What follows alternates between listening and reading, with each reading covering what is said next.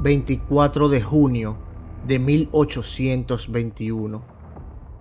Los llanos venezolanos se despiertan bajo un sol cargado de destino. Hace 10 años que esta tierra sangra por su independencia. 10 años de guerra brutal, donde hermanos han matado hermanos, donde pueblos enteros han sido arrasados por la lucha entre realistas y patriotas. Pero hoy es diferente.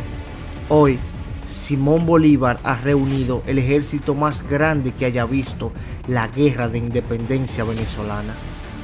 6.500 hombres que representan no solo a Venezuela, sino a la gran Colombia que sueña con nacer. Frente a ellos, en las alturas del Cerro de Carabobo, espera el mariscal Miguel de la Torre con 5.000 soldados realistas, veteranos de las guerras napoleónicas, apoyados por la temida caballería llanera que cambió de bando. Dos visiones de América se enfrentan, una que quiere mantener el viejo orden colonial y otra que ansía nacer libre. Lo que está por ocurrir en las próximas horas no solo decidirá el destino de Venezuela, sino que cambiará para siempre el mapa de Sudamérica. Y créanme, la estrategia que Bolívar va a desplegar es tan audaz que será estudiada en academias militares por siglos. Bolívar observa el campo de batalla desde una colina cercana. Tiene ante sí un problema aparentemente insoluble.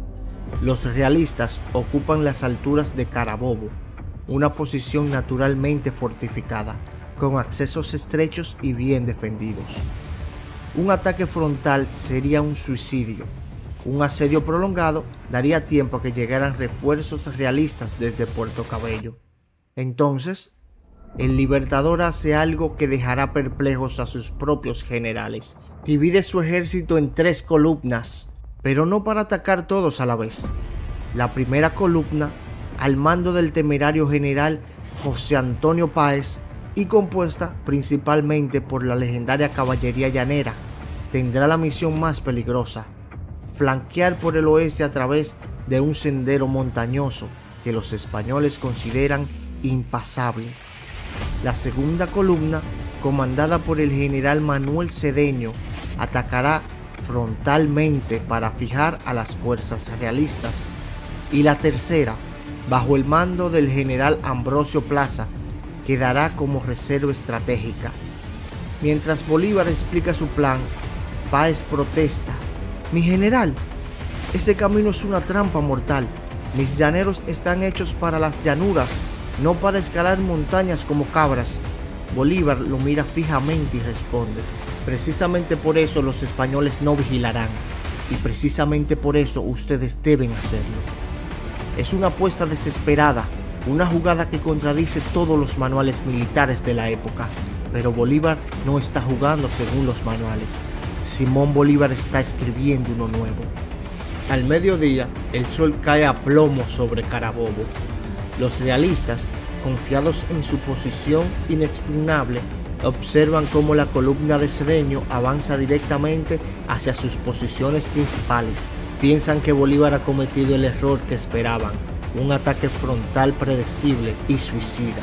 Lo que no ven es que a 3 kilómetros al oeste, Páez y sus 1.500 llaneros han completado su imposible travesía montañosa y emergen justo detrás del flanco derecho español. El momento es crítico. Si atacan demasiado pronto, alertarán a todo el ejército realista. Si esperan demasiado, la columna de Cedeño será aniquilada. Páez, con esa intuición que solo dan años de guerras de guerrillas en los llanos, espera hasta que el grueso de las fuerzas realistas está completamente comprometido con el ataque frontal. Entonces da la orden que cambiará la historia: «¡Llaneros, carguen!». Lo que sucede a continuación es una de las cargas de caballería más devastadoras de la historia militar americana. Los llaneros montados a pelos sin estribo, con sus largas lanzas y machetes, caen sobre el flanco español como un tornado de acero. Los soldados realistas veteranos de las guerras europeas nunca han visto algo así. Estos no son los soldados de caballería al estilo europeo, formados y disciplinados. Son centauros salvajes que combaten con una ferocidad animal. El regimiento de infantería de Burgos, considerado uno de los mejores de España, intenta formar cuadro de defensa, pero es demasiado tarde. Los llaneros atraviesan sus líneas como un cuchillo caliente atraviesa la mantequilla. En minutos, el flanco derecho realista colapsa. La torre, desde su puesto de mando, no puede creer lo que ve. ¿De dónde han salido esos demonios?, grita, mientras su línea de defensa perfecta se desintegra ante sus ojos. El pánico se extiende entre las filas realistas como un reguero de pólvora. Lo que era una posición defensiva perfecta se convierte ahora en una trampa mortal. Los soldados españoles, atrapados en el martillo de Cedeño al frente y el yunque de Páez por la retaguardia, comienzan a romper filas. Algunos batallones intentan retirarse en orden hacia las alturas, pero la caballería llanera los persigue sin piedad. Otros simplemente arrojan sus armas y huyen hacia el bosque cercano. En el caos, el mariscal de la Torre intenta organizar una línea de defensa secundaria, pero es demasiado tarde. Sus mejores unidades han sido destrozadas o están rodeadas. Los veteranos del Burgos, que habían sobrevivido a Napoleón en Europa, mueren bajo las lanzas de hombres que nunca habían visto una ciudad. Los artilleros españoles, viendo acercarse a la caballería, abandonan sus cañones sin siquiera intentar disparar. En solo 40 minutos, la batalla ha dado un vuelco completo. Pero la victoria aún no está asegurada. En el centro del campo, el batallón realista de Valencey, compuesto en su mayoría por veteranos irlandeses al servicio de España, ha formado un cuadro defensivo perfecto y resiste todos los ataques. Son 400 hombres decididos a vender caras sus vidas. Páez, en un acto de audacia temeraria, ordena a sus llaneros carga directa contra el cuadro. Es una orden suicida. La carga frontal contra infantería bien formada es la muerte segura para cualquier caballería, pero los llaneros obedecen y ocurre lo imposible. El cuadro se rompe, no por la fuerza del impacto, sino porque los veteranos irlandeses, viendo venir a esos jinetes demoníacos que ni siquiera usaban estribos, simplemente pierden la voluntad de luchar. Se rinden en masa. Es el momento final. De la Torre, viendo todo perdido, monta a caballo y huye hacia Puerto Cabello, con lo que le queda en su estado mayor. La batalla de Carabobo ha terminado. En menos de 2 horas, el ejército realista en Venezuela ha dejado de existir. Cuando el polvo se asiente en Carabobo, el panorama es de victoria absoluta, pero también de pérdidas devastadoras. El lado patriota, 200 muertos y varios cientos de heridos. Entre los caídos está el propio general Manuel Cedeño, que murió liderando el asalto frontal. Del lado realista, las cifras son aterradoras. Más de 2.800 muertos, 1.500 prisioneros y todo el equipo y artillería capturados. Solo unos 400 lograron escapar con De la Torre. Pero más allá de las cifras, lo que realmente ha muerto en Carabobo es la posibilidad de que España mantenga su dominio sobre Venezuela.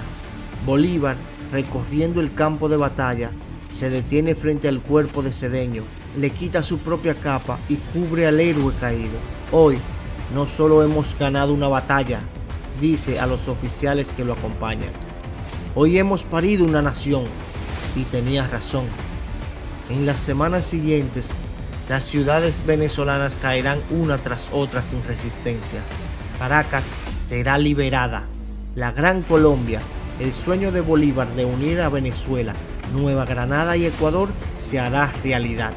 Pero Carabobo deja una pregunta histórica que todavía hoy debaten los historiadores.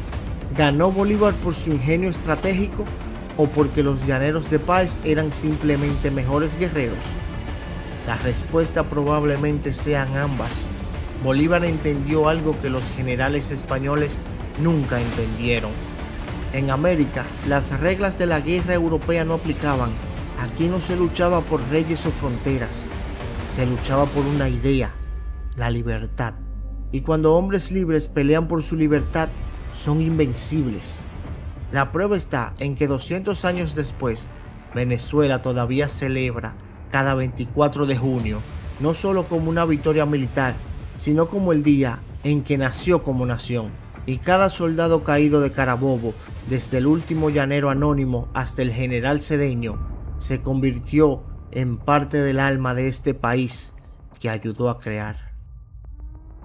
Con el ejército realista destruido en Carabobo, el camino hacia Caracas queda completamente abierto. Pero Bolívar no se deja cegar por la euforia de la victoria. Sabe que la guerra no termina con una batalla, por decisiva que sea.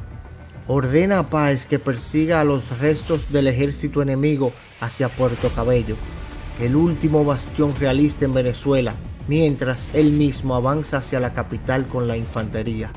Lo que encuentra en el camino es revelador. Pueblo tras pueblo, ciudad tras ciudad, las autoridades realistas huyen antes de que lleguen los patriotas. Las poblaciones que durante años habían vivido bajo la opresión colonial salen a recibir a los libertadores con flores, músicas y lágrimas de alegría. Para muchos venezolanos, la noticia de Carabobo no es solo una victoria militar, es el fin de una pesadilla que duró 3 siglos. Pero Bolívar también encuentra las cicatrices de la guerra: campos quemados, pueblos abandonados, familias destrozadas por la violencia de ambos bandos. La guerra a muerte decretada años atrás por ambos lados había dejado un país traumatizado. Ahora, el Libertador enfrenta un nuevo desafío: cómo convertir la victoria militar en una paz duradera. Cuando finalmente llega a las afueras de Caracas el 29 de junio, la ciudad que lo vio nacer y que lo expulsó en 1812 ahora abre sus puertas. Pero Bolívar no entra como un conquistador, sino como un hijo pródigo que regresa. Rechaza cualquier ceremonia triunfalista y en su lugar ordena que celebren misas por los caídos de ambos bandos. No hemos venido a vencer españoles, dice a la multitud que lo aclama. Hemos venido a liberar americanos. Es un mensaje de reconciliación que muchos no esperaban, pero que será crucial para la construcción de una nueva nación. La toma de Caracas no es el final, sino el comienzo de un proceso político tan complejo como la guerra misma. Bolívar establece su gobierno en el Palacio de los Capitanes Generales, el mismo edificio desde donde los gobernadores españoles habían oprimido a Venezuela por siglos. Pero ahora enfrenta desafíos que ningún manual de guerra puede resolver. Cómo organizar un país devastado por décadas de conflicto.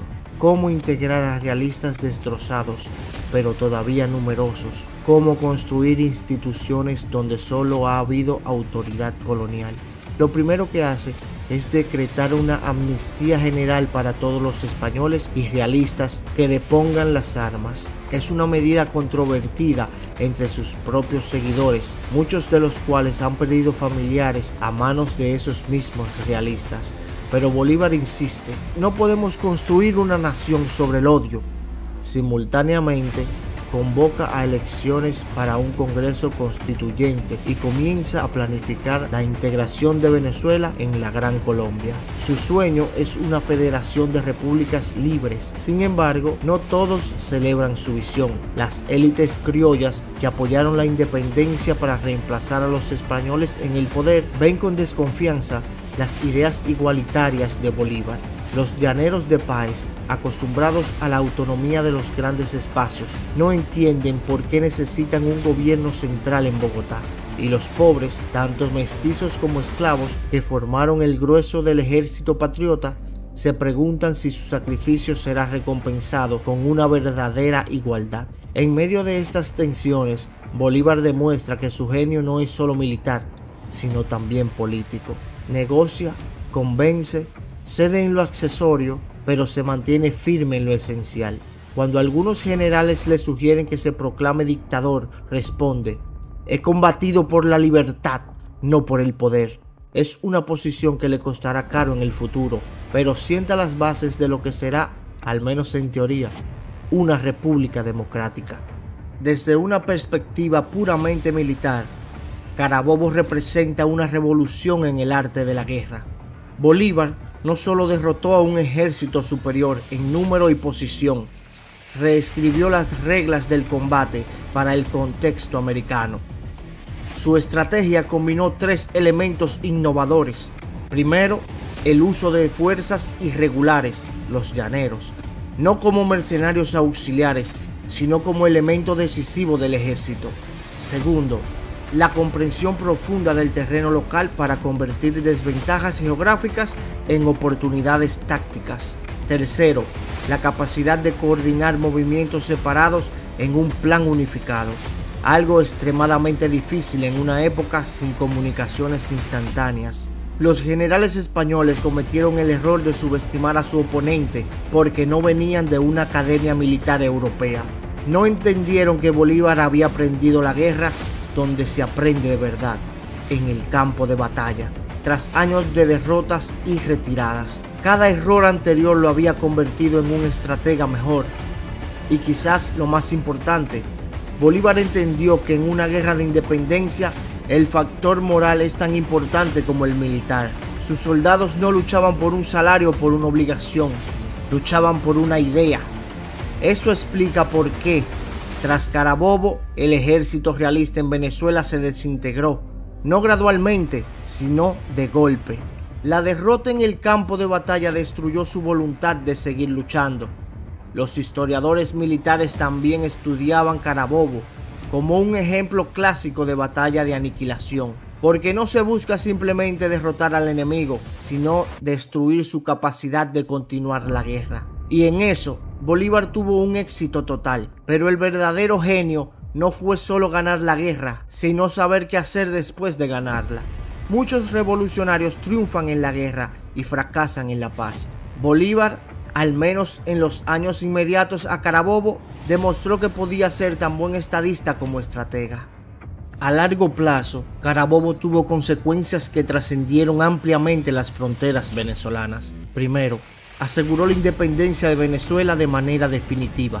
Aunque quedarían focos realistas en Puerto Cabello y algunas guerrillas, nunca más España podría plantear una reconquista seria. Segundo, proporcionó a Bolívar la base territorial y el prestigio necesario para impulsar la Gran Colombia, que se haría realidad el año siguiente con la Constitución de Cúcuta.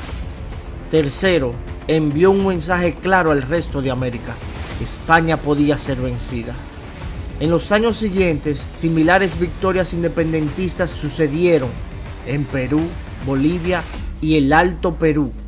Pero Carabobo también tuvo consecuencias menos celebradas. Profundizó las divisiones sociales dentro de Venezuela. Los llaneros de Páez, que habían sido decisivos en la victoria, se sintieron marginados en la nueva república por las élites criollas de Caracas. Los esclavos que combatieron esperando su libertad vieron cómo las leyes abolicionistas se implementaban con lentitud y resistencias, y el sueño de la Gran Colombia duraría apenas una década antes de fracturarse en los países que conocemos hoy. Sin embargo, incluso en su fracaso final, el proyecto bolivariano dejó una huella imborrable. La idea de que América Latina podría ser algo más que una colección de colonias, que podía aspirar a la unidad y a la grandeza. 2 siglos después, cada vez que un venezolano mira la bandera nacional o canta el himno, está evocando, conscientemente o no, aquel 24 de junio de 1821, cuando en las tierras de Carabobo se decidió que Venezuela sería libre. Y cada vez que en América Latina se habla de integración o soberanía, se está retomando de alguna forma el sueño que Bolívar intentó hacer realidad después de Carabobo. ¿Qué hace que una batalla trascienda su momento histórico y se convierta en mito fundacional de una nación?